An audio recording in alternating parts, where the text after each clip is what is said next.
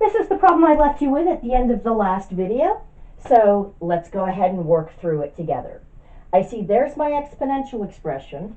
I need to isolate that. I need to get that by itself before I deal with it. Because I have logs, which are going to help me to deal with exponential expressions, but logs aren't going to help me with all the rest of the stuff that's on this side. So let's subtract over our 3. So 4e to the 2n minus 5 equals 8. Let's divide by that 4. That's not part of the exponential expression. That's a coefficient that I'm multiplying by.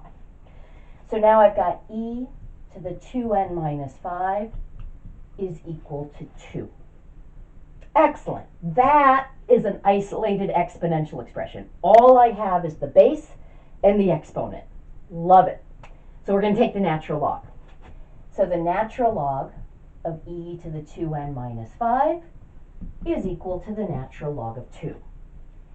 Now here, this is the composition of an exponential function base e with a log function base e.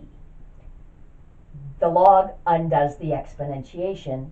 This is just 2n minus 5. Okay. Now, when our base for the exponential function and our base for the log function didn't match, the log function didn't perfectly undo the exponentiation, and we would just bring down the exponent. Let me show you over here that we could still do that. We're looking at the natural log of e to the 2n minus 5. Okay. I could say, let's bring down that exponent. So that's 2n minus 5. We have to go in parentheses. Okay.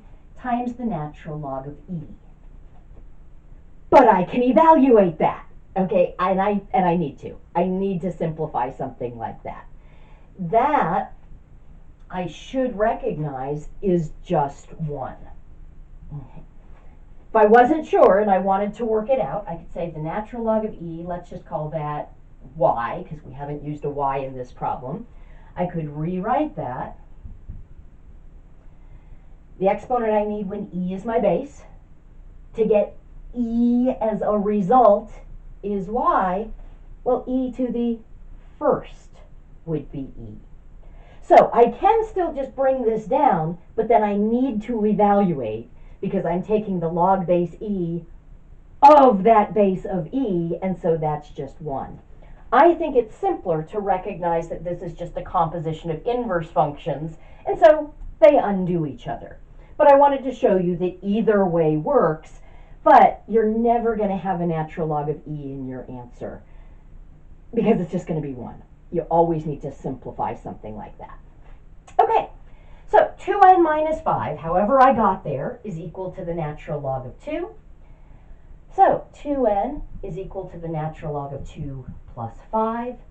N is equal to the natural log of 2 plus 5, all divided by 2. Excellent.